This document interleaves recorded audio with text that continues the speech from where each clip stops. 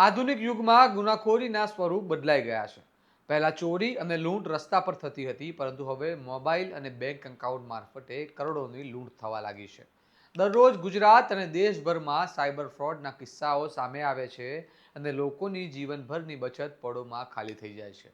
હવે આવી જ એક ચોંકાવનારી ઘટના ગુજરાતમાંથી સામે આવી છે, જેમાં સાયબર ચાંચિયાઓ દ્વારા લૂંટાયેલા કરોડોના રૂપિયા રાજકોટ જિલ્લાના ગોંડલના વેપારીઓના ખાતામાં ફેરવાઈ રહ્યા હતા અને કમિશન લઈ તે રૂપિયા આગળ મોકલાવવામાં આવતા હોવાના મોટા ખુલાસા થયા છે। આવો વિગતે વાત કરીએ સમગ્ર મામલા વિશે આ અહેવાલમાં। નમસ્કાર, હું ચિરાગ વર્ષાબેન, આપ જોઈ રહ્યા છો શુભમાન।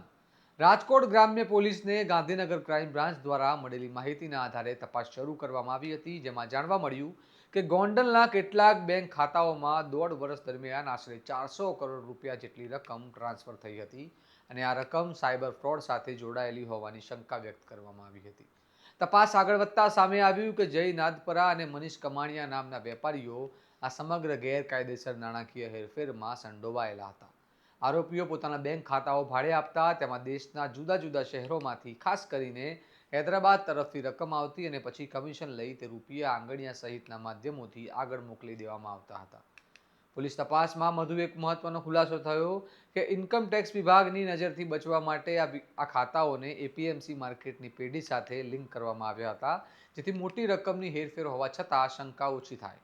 પરંતુ અનેક સાયબર ફ્રોડની ફરિયાદો આ ખાતાઓ સાથે જોડાતા આખરે સાયબર ક્રાઇમ વિભાગની નજર આ મામલે પડી અને તપાસ શરૂ થતાં આશરે 380 કરોડથી વધુની હેરફેરનો ખુલાસો થયો છે। આ સમગ્ર મામલે રાજકોટ ગ્રામ્ય પોલીસે અત્યાર સુધી 6 આરોપીઓને ઝડપી પાડ્યા છે, જ્યારે અન્ય ફરાર આરોપીઓને પકડવા માટે તજવીજ હાથ ધરાઈ છે। સાંભળવા મામલે પોલીસે શું કહ્યું। માનનીય ડિપ્ટી સીએમ સાહેબની પ્રેરણાથી આપણા ગુજરાત રાજ્યમાં ઓપરેશન વ્યુઅલ એકાઉન્ટ ફંડ શરૂ કરવામાં આવ્યો। એના ભાગરૂપે માનનીય ડીજીપી સર, આઈજીપી સરના માર્ગદર્શનમાં રાજકોટ ગ્રામ્ય જિલ્લાની સાયબર સેલ દ્વારા એક સારો મ્યુલ એકાઉન્ટ્સનો કેસ કરવામાં આવ્યો છે। એમાં 1930 જો આપણો સાયબર હેલ્પલાઇન નંબર છે, એના ઉપર એક એકાઉન્ટ ઉપર 66 જેટલી કમ્પ્લેન પૂરા દેશમાં થયેલી હતી। આ 66 કમ્પ્લેનના ધ્યાનમાં રાખીને ઇન્વેસ્ટિગેશન કરવામાં આવ્યો તો આ જો એકાઉન્ટ છે જ્યોત ટ્રેડિંગનો એકાઉન્ટ છે ગોંડલ રાજકોટનો, और जय मनसुखभाई नांदपरा કરીને 25 વર્ષનો છે, वो આ એકાઉન્ટને ઓપરેટ કરે છે। और આ એકાઉન્ટમાં ટોટલ ટ્રાન્ઝેક્શન જો છે, આ જયભાઈ પાસે 6 એકાઉન્ટ છે, એની એક સોમ એન્ટરપ્રાઇઝ છે અને એક જોબ ટ્રેડિંગ છે। આ બંને ફર્મના નામ ઉપર 6 જેટલા એકાઉન્ટ છે। આ તમામ એકાઉન્ટ્સમાં છેલ્લા 1.5 વર્ષમાં 198 કરોડનો ટ્રાન્ઝેક્શન થયો હતો। પછી બીજા આના તપાસ કરતા આનો એક બીજો ઓર સહ આરોપી તરીકે મનીષ છગનભાઈ કામાણી છે, એના પણ એવા જ એકાઉન્ટ છે જેમાં ટોટલ 150 કરોડના ટ્રાન્ઝેક્શન મળ્યા। ત્રીજો પ્રવીણસિંહ ભૂપતભાઈ પરમાર, એના એકાઉન્ટમાં 33 કરોડ રૂપિયા જેટલા ટ્રાન્ઝેક્શન મળ્યા। એ 3 એકાઉન્ટ હોલ્ડર્સ છે, એ લોકો જો સાયબર ફ્રોડનો અમાઉન્ટ છે એને પોતાના એકાઉન્ટમાં લેતા અને અહીંયાથી એને કેશ વિથડ્રો કરીને 1 લાખ રૂપિયા ઉપર એને 200 થી 400 રૂપિયા કમિશન લેવાની એ વાત કબૂલ કરી છે અને બાકીના અમાઉન્ટને એ લોકો એના જો આ ક્રાઇમમાં એનાથી જો ઉપરની કડીમાં માણસો છે એને અલગ અલગ શહેરોમાં મોકલતા હતા। આમાં આ ત્રણે માણસો જો એકાઉન્ટ હોલ્ડર્સ છે, એની સિવાય એક ઋષિત તુલસીભાઈ રૈયાણી છે, ઓ ગોંડલનો રહેવાસી છે। ઓ જો લોકો સાયબર ફ્રોડ કરે છે એની વચ્ચે બેંકમાં એકાઉન્ટ ખોલાવવાનું કામ અને એકાઉન્ટ પ્રોવાઈડ કરાવવાનું એ મીડિયેટરનું કામ કરે છે અને એકમુસ્ત એને રાશિ મળે છે। એના સિવાય મહેન્દ્રસિંહ કલ્યાણસિંહ જાડેજા, મયુરસિંહ મહિપતસિંહ વાઘેલા, એ બંને આંગળીયા પેઢીવાળા છે। આ બંનેનો જો આરોપી છે, જો સાયબર ફ્રોડના પૈસા અહીંયા મૂકે છે, આ લોકો સાથે જો મ્યુલ એકાઉન્ટ હોલ્ડર્સ છે એની સાથે, જો મ્યુલ એકાઉન્ટ્સના જો મીડિયેટર છે એની સાથે એ લોકો સતત કોન્ટેક્ટમાં રહે છે અને એની આંગળીયા પેઢી દ્વારા મેક્સિમમ અમાઉન્ટ અહીંયાથી રાજકોટથી કેશ લઈને અને બીજી જગ્યા અલગ અલગ શહેરોમાં મોકલવામાં આવ્યો છે। તો હાલ સુધીમાં ટોટલ જો અમાઉન્ટ છે એ 380 કરોડ જેટલો અમાઉન્ટ જો છે આ એકાઉન્ટ્સમાં કન્ફર્મ થયો છે, જેમાંથી આપનો જો 1930 સરકારનો સાયબર ફ્રોડ માટેની હેલ્પલાઇન નંબર છે, એમાં 130 જેટલી કમ્પ્લેન આ એકાઉન્ટ્સના વિરુદ્ધમાં પૂરા દેશમાંથી થયેલી છે જેમાંથી 12 જેટલી કમ્પ્લેન્ટ્સ આપણા ગુજરાત રાજ્યની છે, બાકીની બીજા અલગ અલગ 11 રાજ્યોની છે. તો આ અકાઉન્ટ્સની તમામની તપાસ હાલ ચાલુ છે. એ લોકો મોટા ભાગમાં યસ બેંકમાં, આઈસીઆઈસીઆઈ અને એક્સિસ બેંકમાં કરંટ ખાતા ખોલાવતા હતા. યસ બેંકમાં વધારે પ્રાયોરિટી આપવાનો રીઝનો છે કે યસ બેંકમાં દરેક બ્રાન્ચ હોમ બ્રાન્ચ જેમ જ રહે છે, તો આમાં રેસ્ટ્રિક્શન ઓછા રહે છે. બીજો, એ તમામ આરોપી પોતાના અકાઉન્ટને એપીએમસી નો અકાઉન્ટ એપીએમસી સાથે લિંક કરાયો, કેમ કે ત્યાં ટીડીએસ એ લોકો કાપતા નથી. એપીએમસી ના જો અકાઉન્ટ્સ રહે છે એમાં આ લિબર્ટી છે એગ્રીકલ્ચર ટ્રેડિંગના માર્કેટના અકાઉન્ટના કારણે કે આમાં ટીડીએસ કાઢવાની જરૂર રહેતી નથી. એના કારણે જો આપની ટેક્સેશન એજન્સીઓ છે એની નજરમાં એ અકાઉન્ટ્સ આવતા નથી, તો એના માટે એ લોકો એપીએમસી અકાઉન્ટ્સને પ્રેફરન્સ આપતા હતા. આમાં હાલ 6 આરોપીઓ જય મનસુખભાઈ નાદપરા, રુચિત તુલસીભાઈ રેયાણી, મનીષ છગનભાઈ કમાણી. આમાં જય અને રુચિત ગોંડલના રહેવાસી છે, મનીષ કમાણી રાજકોટનો રહેવાસી છે, પ્રવીણભાઈ ભૂપતભાઈ પરમાર, મહેન્દ્રસિંહ કલ્યાણસિંહ જાડેજા, મયુરસિંહ મહિબતસિંહ વાઘેલા. આ 6 લોકોને હાલ આ કેસમાં અટક કરવામાં આવ્યા છે.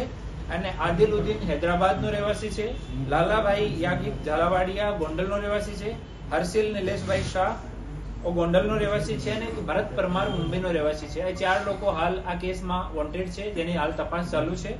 અને એની તપાસ અમારા સાયબર સેલના પીઆઈ શ્રી રવિ ગૌતમ કરી રહ્યા છીએ.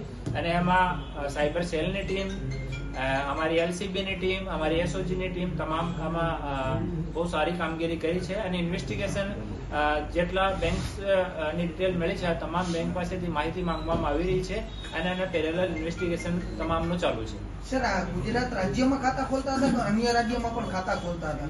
અકાઉન્ટ્સ એ લોકો આપણા રાજકોટમાં જ ખોલતા હતા.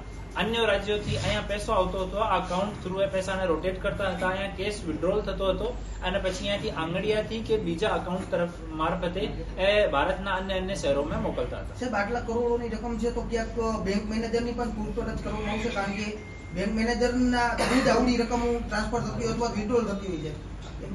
આમાં જેટલા સ્ટેક હોલ્ડર્સ છે, આ તમામ સ્ટેક હોલ્ડર્સના ઓફિસેસમાંથી અમે માહિતી લેવાની ચાલુ છે અને વેરીફાઈ કરવાનું ચાલુ છે. આમાં કોઈ પણ જગ્યા કોઈ પણ માણસની સંડોવણી રહેશે તો એના વિરુદ્ધમાં કાયદાકીય કાર્યવાહી કરવામાં આવશે. સર, પછી આ લોકો કોલ સેન્ટર જેવું ચલાવતા, આખી ઓફિસ રાખતા, કઈ રીતે આખું ત્યાંથી ચલાવતા?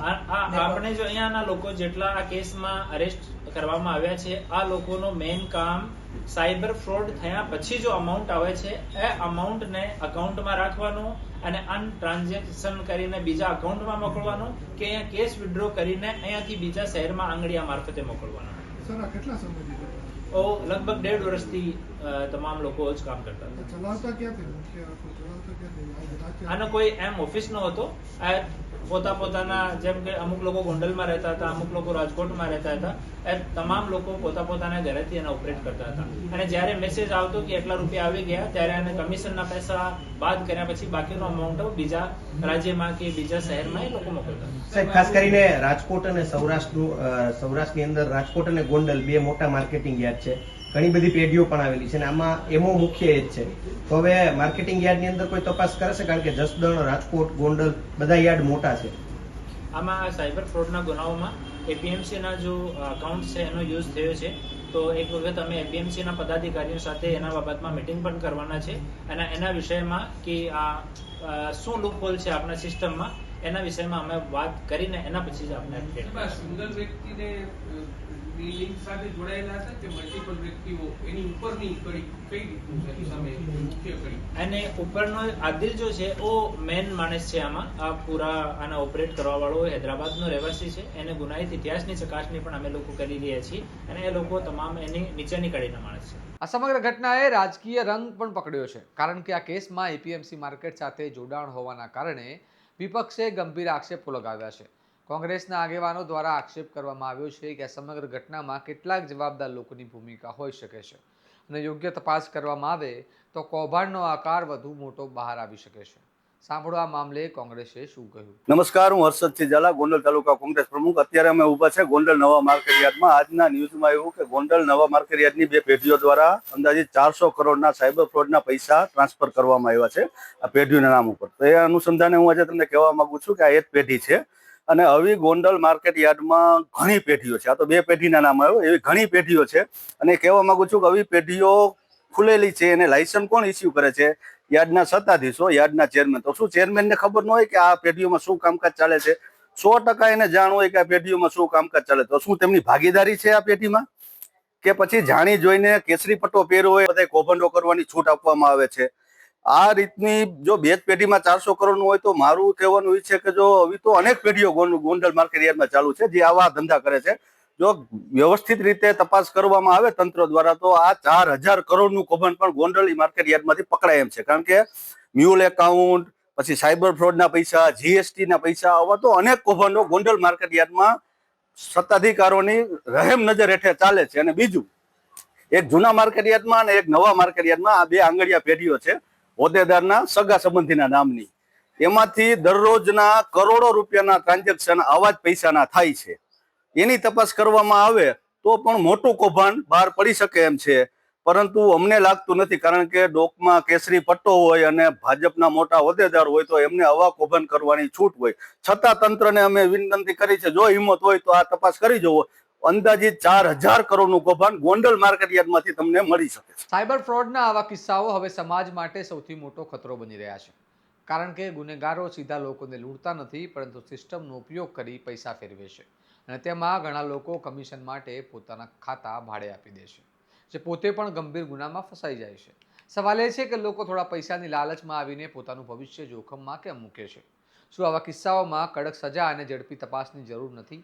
અને શું સાયબર ફ્રોડ સામે લડવા માટે લોકોને વધુ જાગૃત કરવાની જરૂર નથી? આ સમગ્ર મામલે તમારું શું મંતવ્ય છે? તમને કમેન્ટ બોક્સમાં જણાવો. અને આ પ્રકારના વિશ્લેષણવાળા સમાચાર માટે વિડીયોને લાઇક, કમેન્ટ અને શેર અવશ્ય કરો. સ્વમાનની ચેનલને સબસ્ક્રાઇબ કરવાનું ભૂલતા નહીં. નમસ્કાર.